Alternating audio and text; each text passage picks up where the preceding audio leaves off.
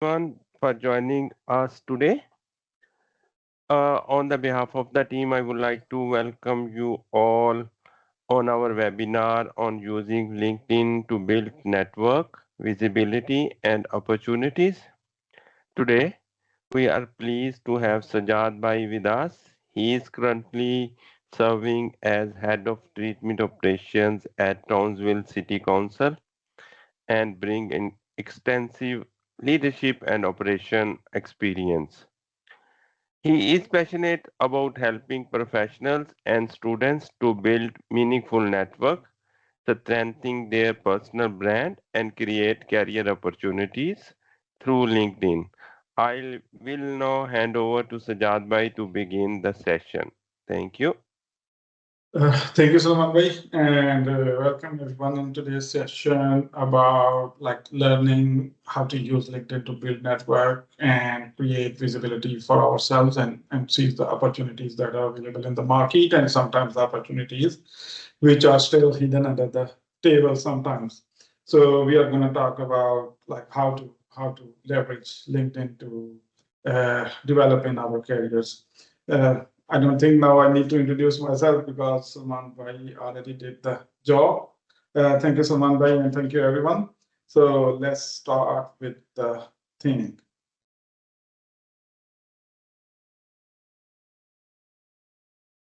Okay, so first of all, let's have a chat about why LinkedIn matters most today, and especially in Australian market, because I'm not sure how many of the participants are new immigrants in Australia.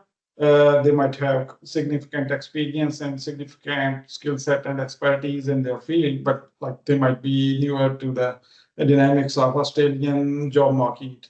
And at the same time, I worked in Pakistan for almost more than a decade, and I never used LinkedIn back there because it's not a thing that's used very often back there. But in Australia, LinkedIn is a very useful tool to create opportunities for yourself and develop through the career and learn and climb up the ladder in your relevant fields.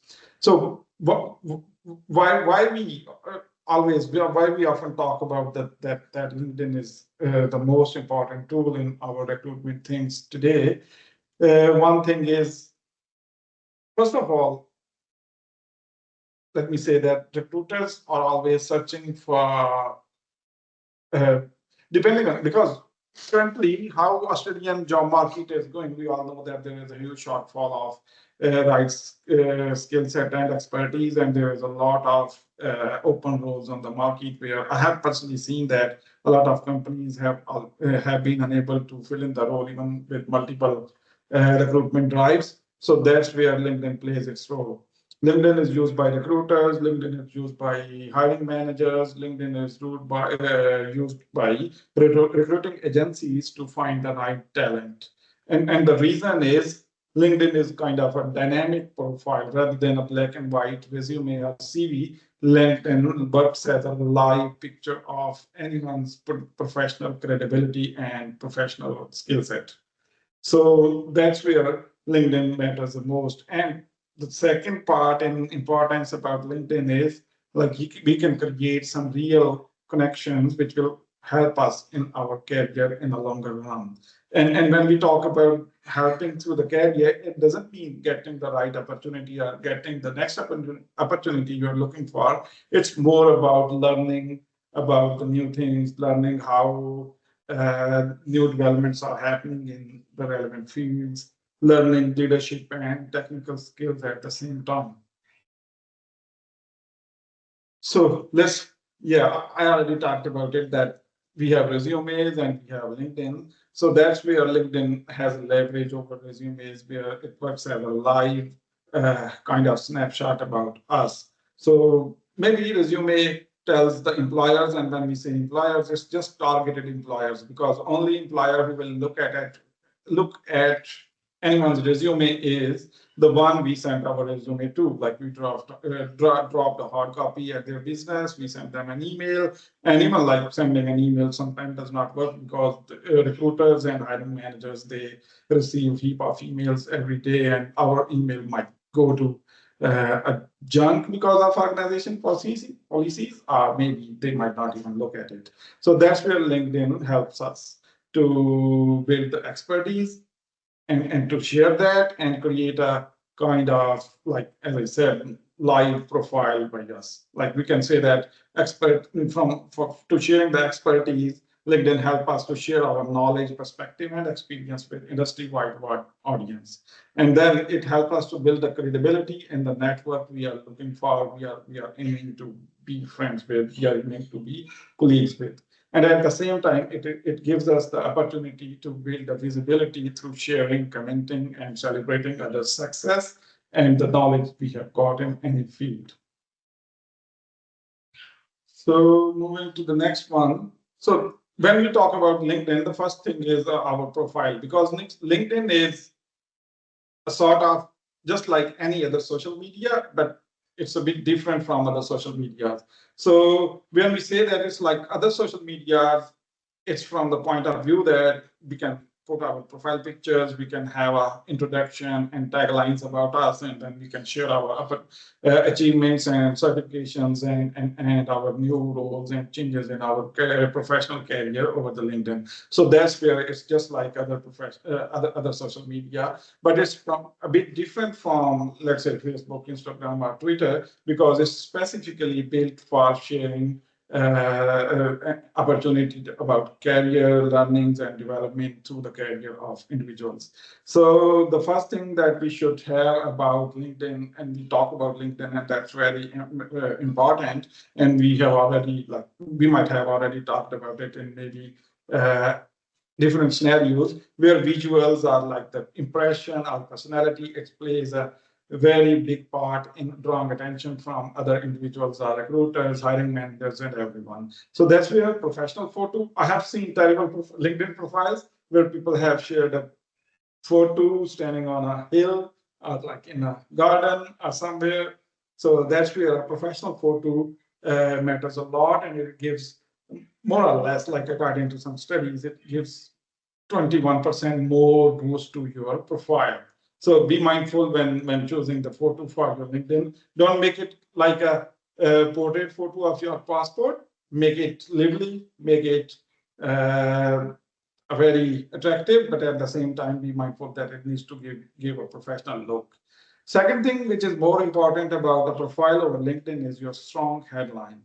What I have seen people doing and using as a headline on their LinkedIn profile is just their current job title. That's not very good idea and not very good approach. So that's where keywords, and a bit of science plays its role. Like what we need to do, okay, there's no harm in sharing your current profile or like current role, but at the same time, you need to use proper keywords in your tagline, because at the end, LinkedIn is another programmed tool which is okay. It might not be a kind of we might not be able to see the codes and everything at the back end. We might be able to see just the timeline and everything like profiles, but at the back end, it works on an algorithm, and those algorithms are like played by they are manipulated by the keywords. So that's where we need to use right keywords for our profiles in our tagline, because we have very limited words capacity in the taglines. Like I use principal treatment operations, and at the same time, since my skills and expertise are in water treatment, compliance, environmental governance, and water quality, and these are the keywords which every recruiter will be looking at when they are searching for a right candidate for a relevant job. So that's where I use these keywords in my tagline at my LinkedIn profile. So after the tagline, after this headline, the next section is our about section. So what I have normally experienced is people use a AI written, very clunky kind of paragraph in there. No, make it like you are talking to someone. Make it look like, make it feel like you have been given an opportunity at start of an interview where you have been asked to do a pitch about yourself within 30 seconds. So think about that. Think like that, and start writing whatever you are going to say to give your first impression to that interview panel or hiring team. So write that in your about section. And one important thing is always use first person approach in your, like, I am doing this, I have done this, I am chemical engineer, I am agronomist, I'm a research scientist. So don't use third person or like mechanical language in there. And the last bit is our career history, our educational qualifications, and then achievements and certifications. So always quantify. That's where most of the candidates don't pay attention to. I was in Engineers Australia job hunting expo in Melbourne, I think in somewhere in 2024, and that's where I was lucky enough to meet the CEO of BHP, and that's where I learned this. Like, always quantify your achievements. How many projects have you handled? What was the size of your team that you managed? Give the numbers. Let's say I manage a team of 10. I manage a team of 5. I manage a team of, let's say, 6, including 2 senior scientists. So that's where we need to quantify our achievements and also talk about the budgets you have handled, and talk about the impact you have made in terms of cost savings and in terms of the let's say the like production that you have increased or yield that you have produced. So like basically quantify the achievements that you have got, because that will stand you out among the other candidates. So let's move to the next one. So when we are not writing about the about section, so what to do, like what to do, let's talk about the do's and don'ts. So what we need to include is professional strengths and core skills, because the about section gives you a bit of more flexibility as compared to the tagline. We can talk about our strength and things a bit more in here. So professional strengths and core skills, impacts that we have created in the past roles, and the career direction or area of focus. Like, okay, we might have done this in the past, but I want to move to a leadership challenge, a leadership position in my next role. I have spent, let's say, 5, 6, 7, 10 years in my role as a technical specialist, as a scientist, or anything, but now I'm ready to move to a leadership role. So explain that, express that in this about section, and always use a natural tone, because that's very important in this current age of time, that because we use too much AI in our daily tasks. So that's where we need to be mindful that we are not using mechanical language in there. And yeah, what to not include. The first line is very important here. I have seen terrible descriptions of the roles where people use just copy paste their job description from their CV, or even I have seen that people don't even try to write a job description or JDs in their CV. They just copy it from the job advertisement that they were able to successfully get into that role. So they just copy and paste it, but it's not very best approach. And you don't use those mechanic, as I said, like those generic phrases which are result driven, career oriented, object oriented, targeted. No, don't use. I have never seen, as a hiring manager, I have never liked these kind of like words, because they look very, very mechanical, as I say. Write in third person. No, write in the first person.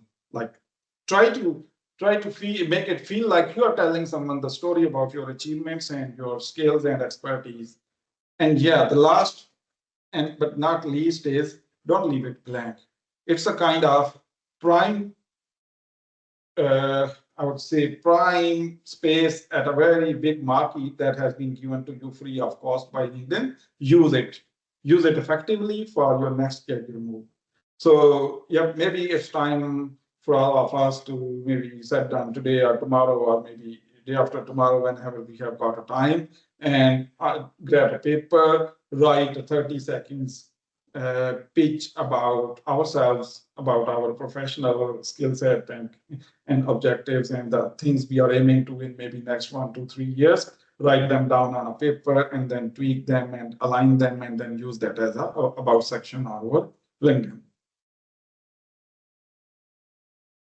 Yeah, so We have talked about how to build a profile, like what to use as a profile picture, what to use in your tagline, what to use in your about section, and then how to effectively word the career and like the achievements and everything.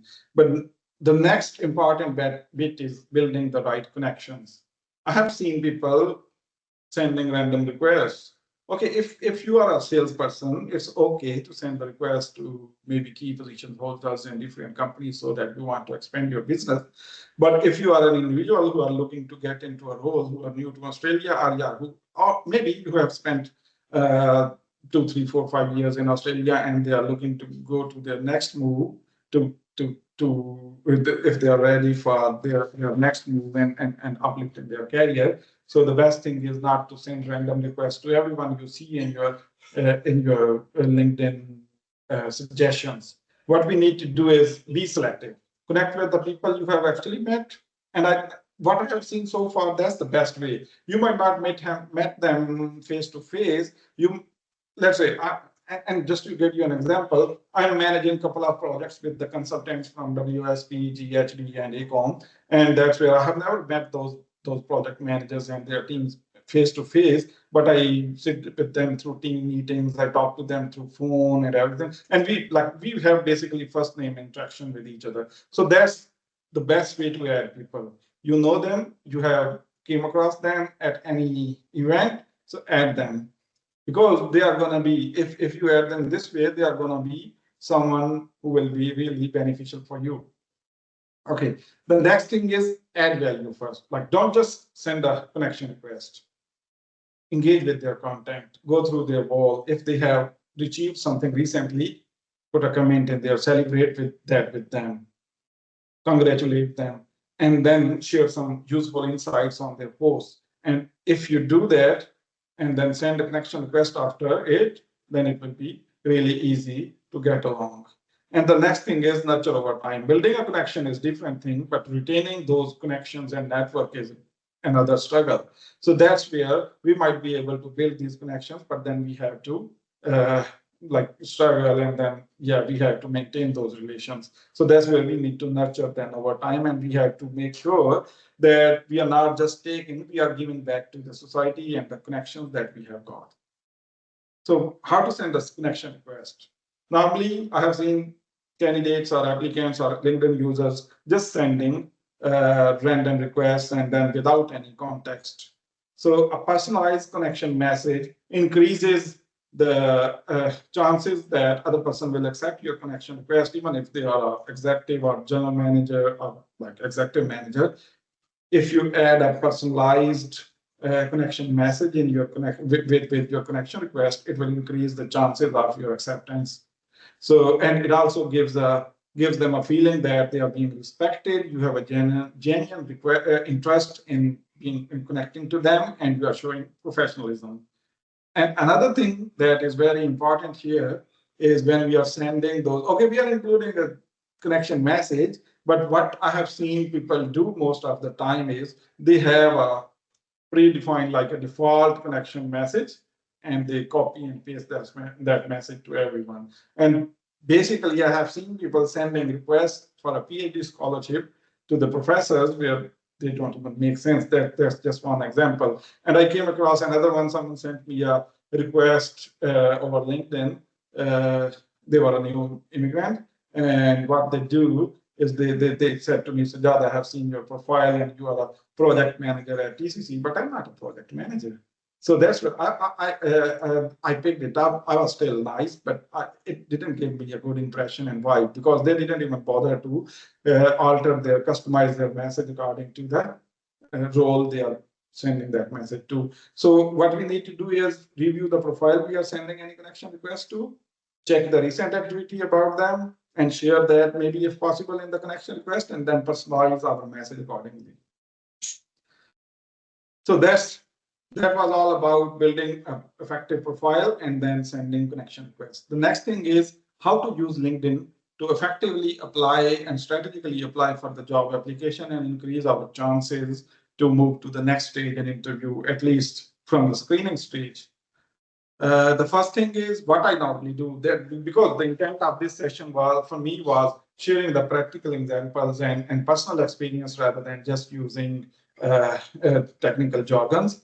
What I normally do whenever I am interested in a role and I feel like I might be the right fit for it, what I do is I search about the company. I go through their LinkedIn page.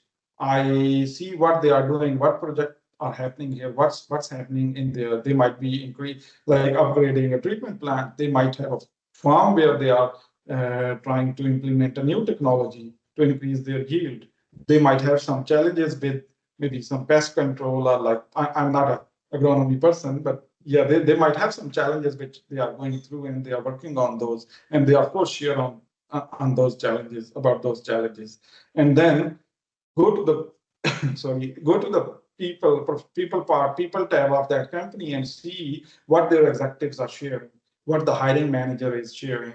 And I was able to get to the hiring manager profile almost 80% of the time. And I was able to see that what they are sharing, what they are celebrating for, and all those bits and pieces. And once we have done this research, then we will tailor our cover letter and job application in a way that it will stand out and it will give us some, I would say, benefit over other applications who just did a simple job application. So that's where we can stand out among the application by searching about the company and their leadership, especially hiring manager.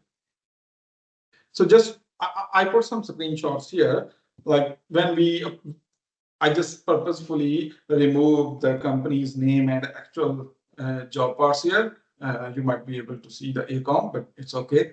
So this is a typical page about the Java insights. About this role, there were total 51 applicants, and 2 people applied in the past day.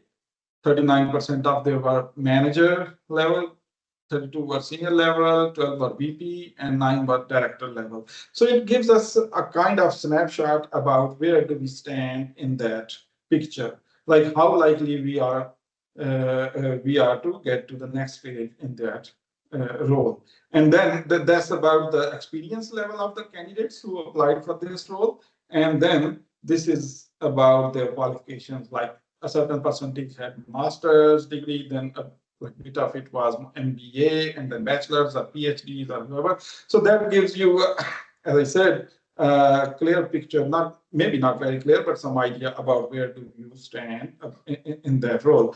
And as per my experience, because LinkedIn is not the only job board. As per my experience from the 3 recruitment that I did in last 2 years, normally the number of applicants is more or less double than what's shown on the LinkedIn. Like if we are able to see 51 applicants over here, it means that the total applicant might be somewhere in around 90 to 110. It's because there is another very huge job which is Seek, and LinkedIn does not include those insights into it. And then let's not talk about this picture first. What we are going to do is these are these are 2 very important insights which I look into whenever I'm applying for any role, and that's about how that particular company or how that particular employer is doing. One is how they have been hiring, like what was the head count in different sectors or different teams within them in last 6 months and a year. Sometimes it gives you 3 months and 6 months, and then for how long people have stayed at that company.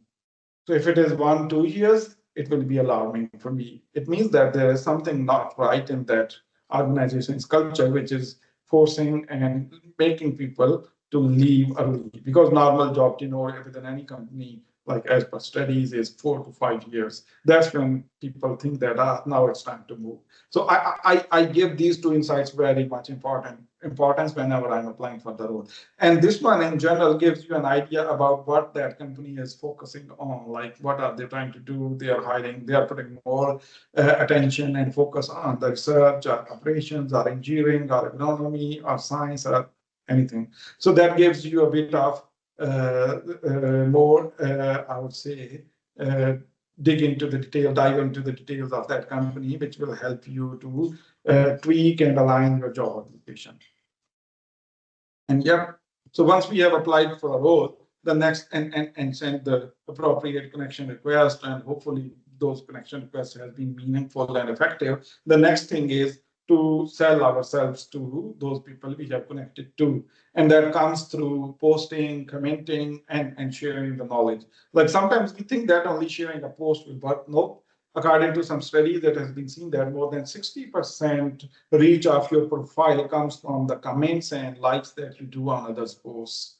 And yep, that's very important. Like not only post about, not only share about the things that you are interested in or the development of your knowledge and skills, but also celebrate others' uh, achievements, celebrate others' transitions through the career, and share what you have learned for, mentor others, try to spread the ideas, try to share the ideas. And then one effective way, as I said, is not only sharing through the post, but commenting on the post. Like you might have a subject matter expert edit in your LinkedIn profile, which shares about, let's say, for me, who shares about water quality all the time.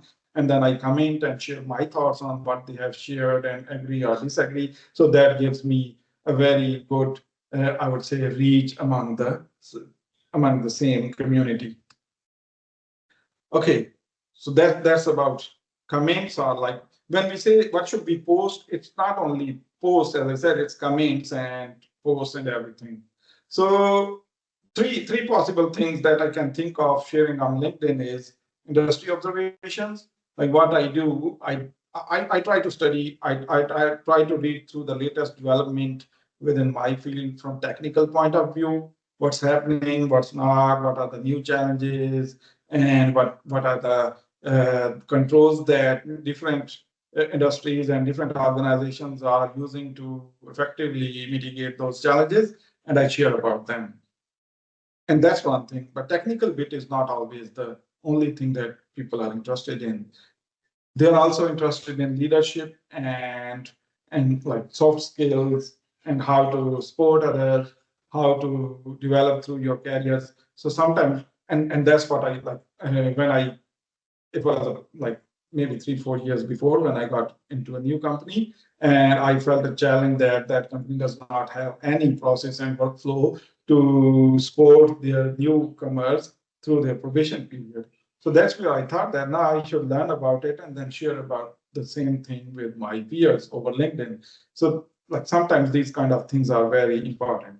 And like until now, we have only talked about sharing the achievements and good things about us. Sometimes that might not be the best picture to present. Sometimes we might have gone through a project, we might have done something which did not work very well. So we learned some lessons from it, and then it's best to learn from the lessons that to share the lessons that we learned through our failures and through our mistakes, and it gives everyone we are connected to an idea that we are a realistic and practical person. We don't always talk about the achievements, but we also talk about the real practical work. And yep, I included this one as a purpose with emerging era of artificial intelligence, and that too when AI is not only the AI where there were suggestions like autofills and everything. We are in generative AI age, which is large learning model languages, LLMs. So I have seen people doing a terrible thing. If you look at this picture, I think anybody who uses AI for 20-30% of the time, they might be able to clearly see that this picture has been produced by AI.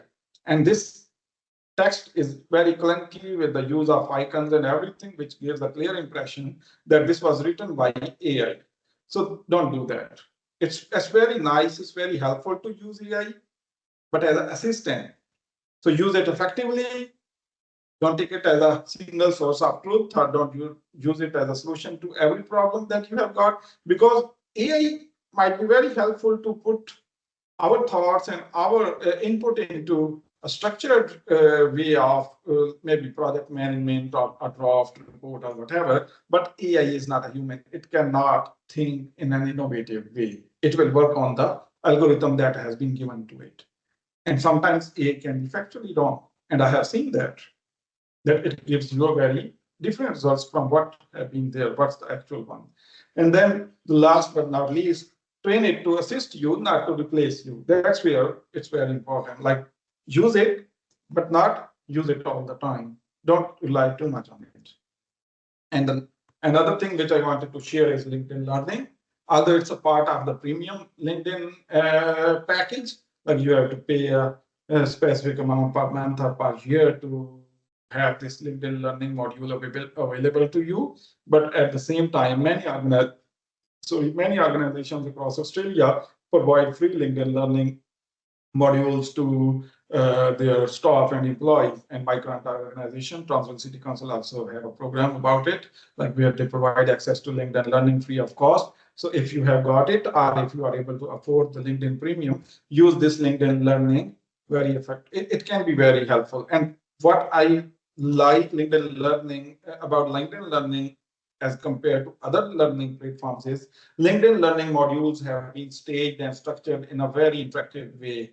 It's not a 20, 30, 40 minutes video. No, their modules have been categorized in 1 to 2 minutes steps, which makes it very easy to go through and like stay interested in those things.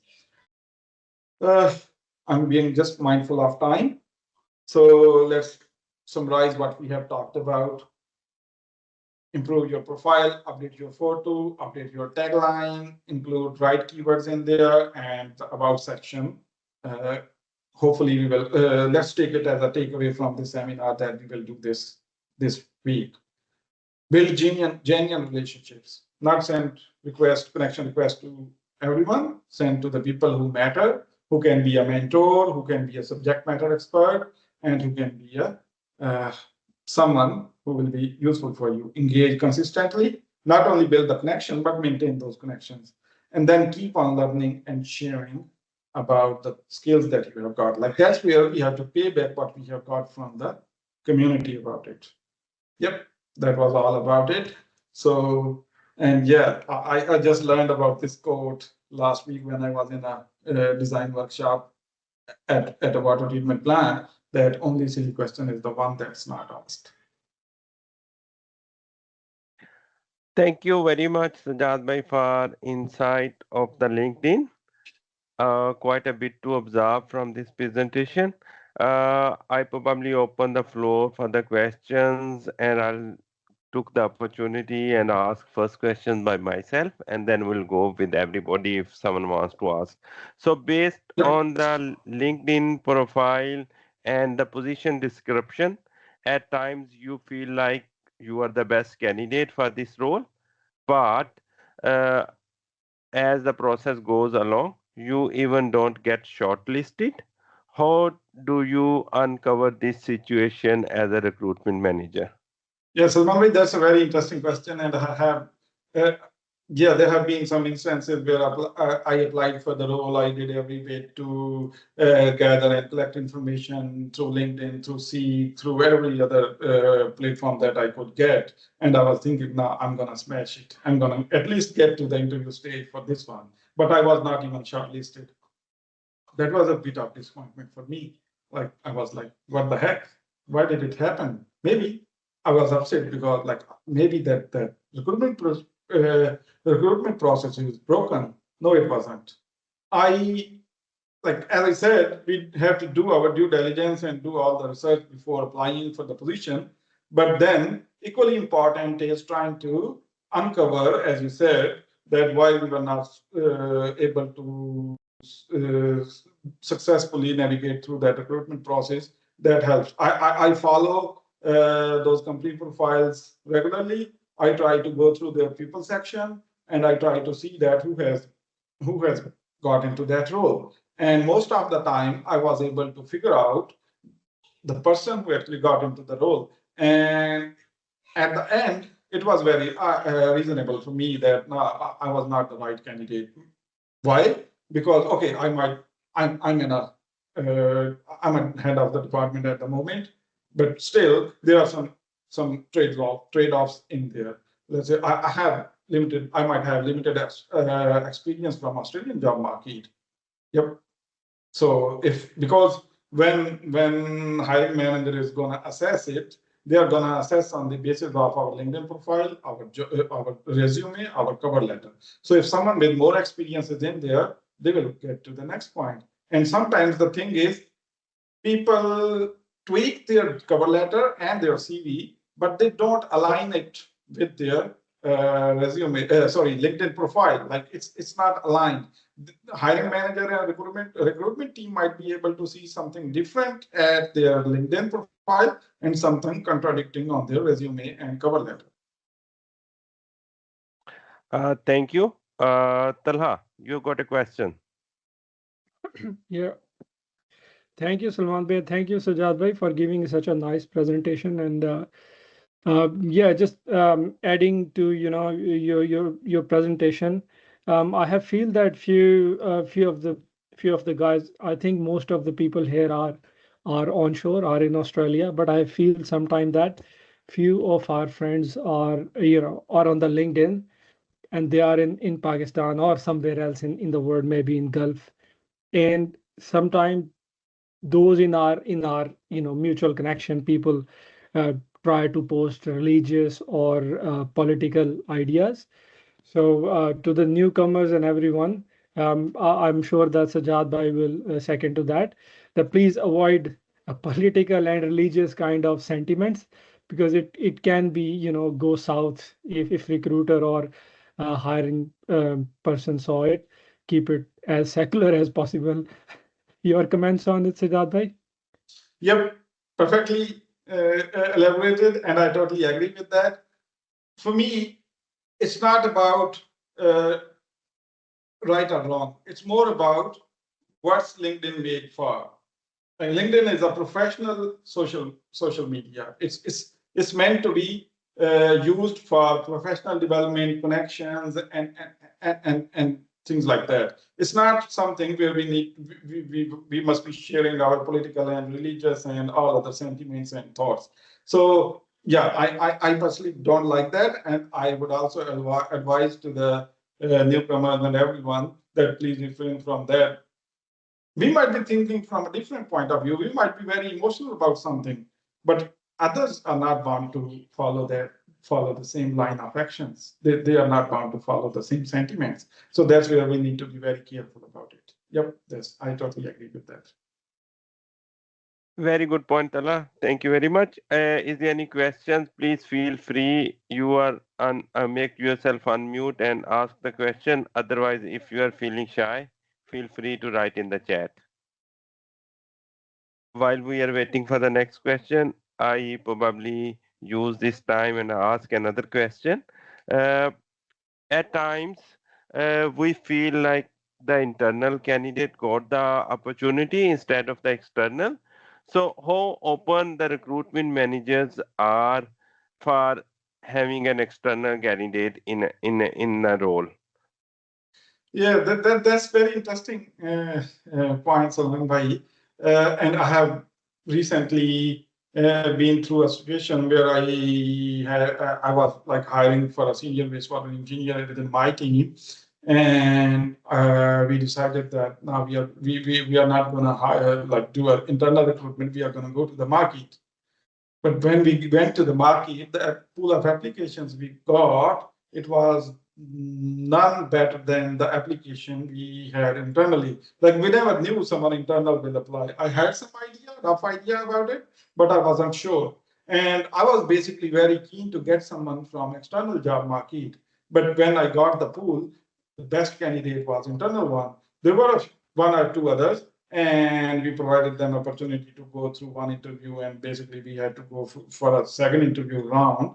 But at the end, in the internal candidate was smashing it. He was really on top of everything. So that's where, and just to add to that, a very young engineer in my team, he's from Australian background. He one day said to me, Sajjad, I'm not happy with how organizations are doing. I said, why?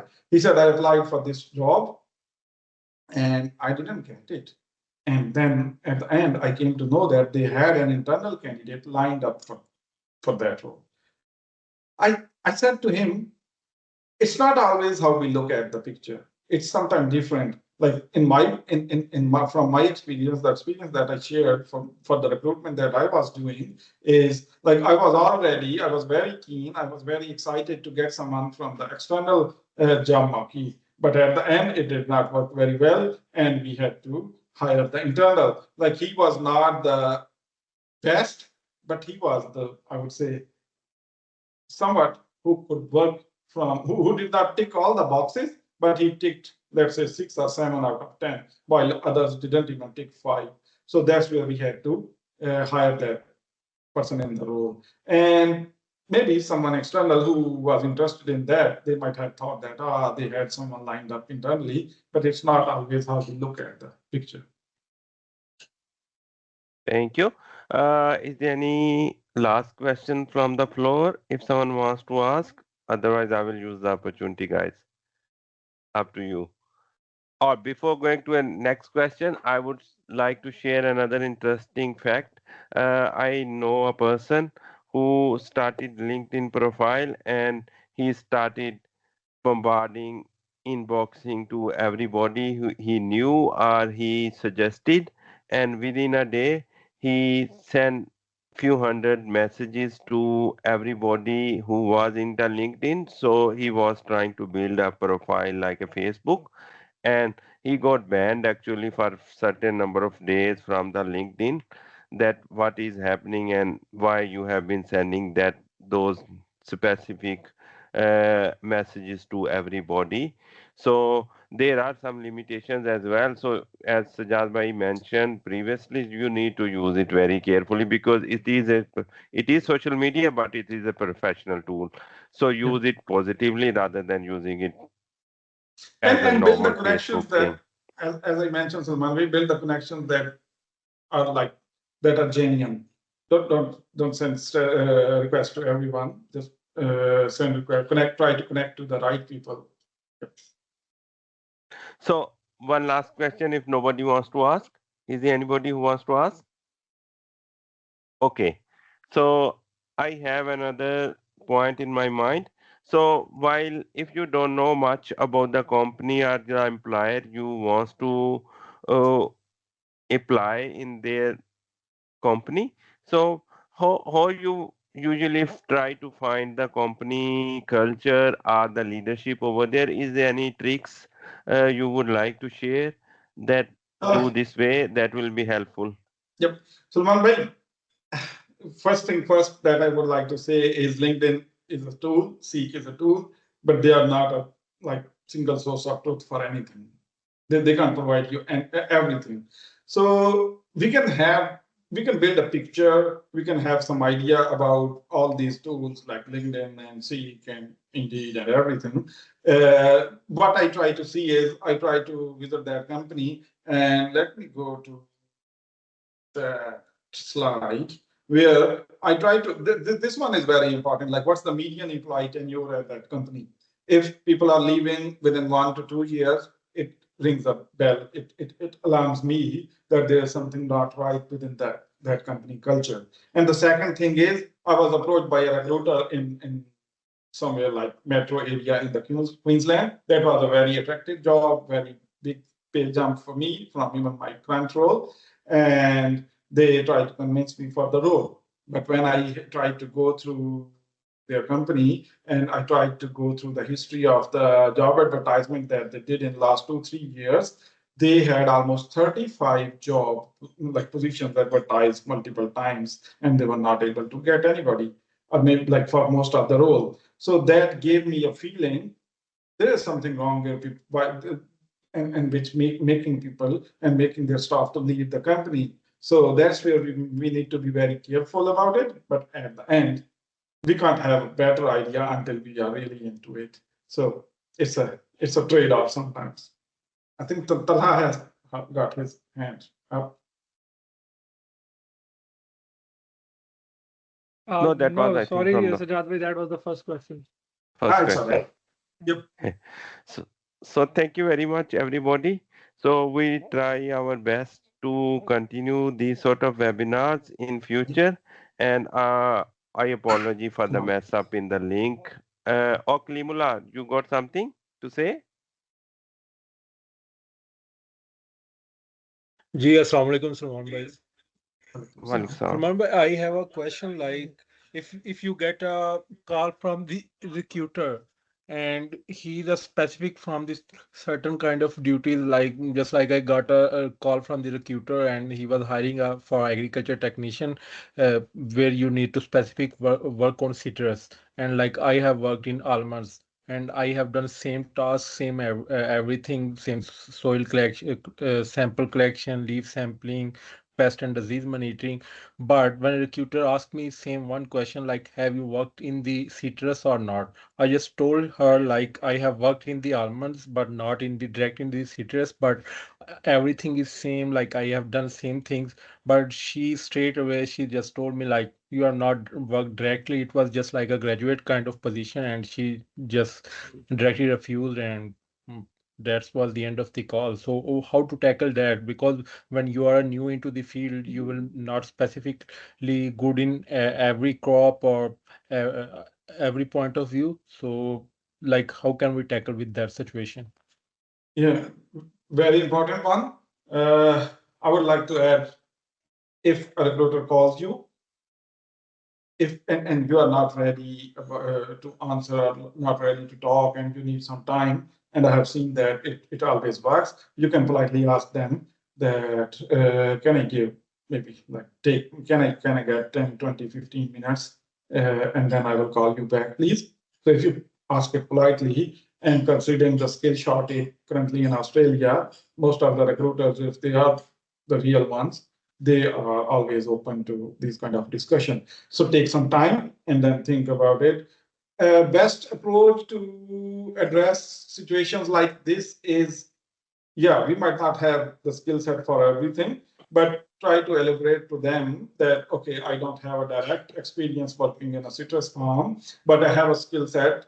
I believe that the sampling techniques, the challenges, and the everything that I have worked on and I have built over the years that can be replicated to to that field. And that's why that's how I got my first job in Australia. I was asked in my interview that why did you apply for this? And I said to them, look, I don't have a direct water treatment experience, but I'm really keen to learn. But at the same time, since it's a team leader position, so you might not be interested in someone who's just there to learn. So I have got a 12 years worth of experience about procurement, about project management, and about people management.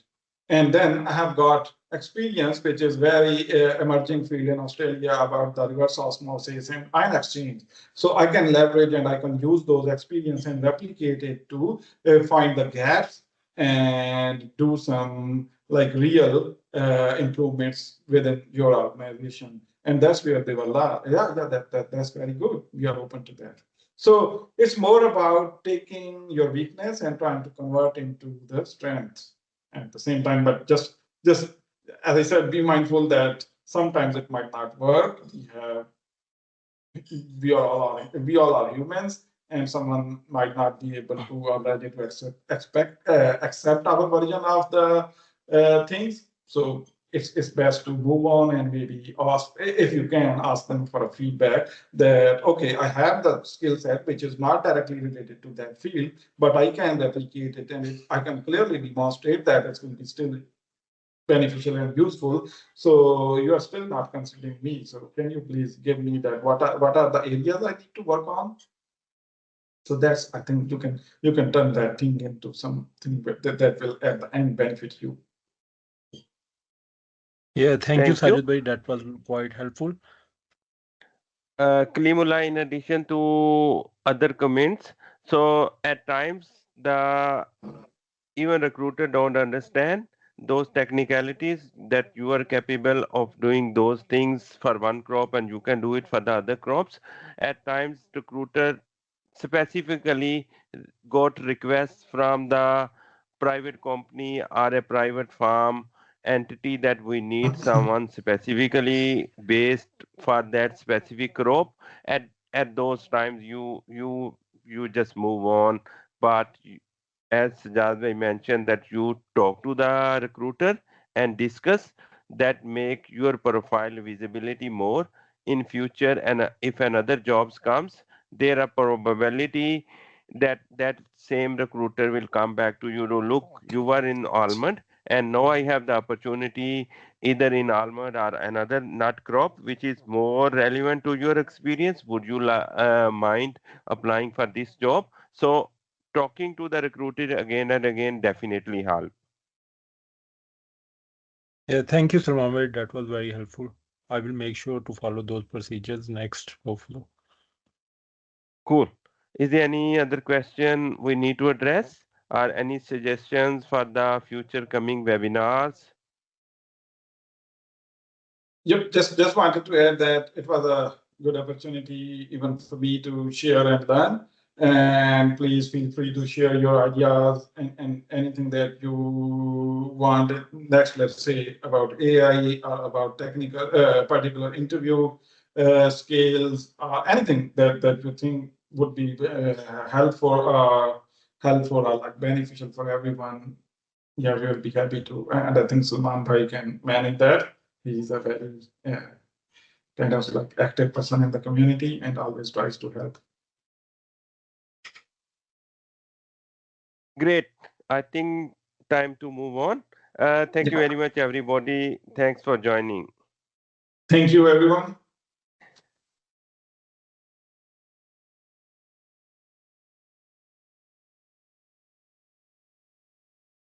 Thank you very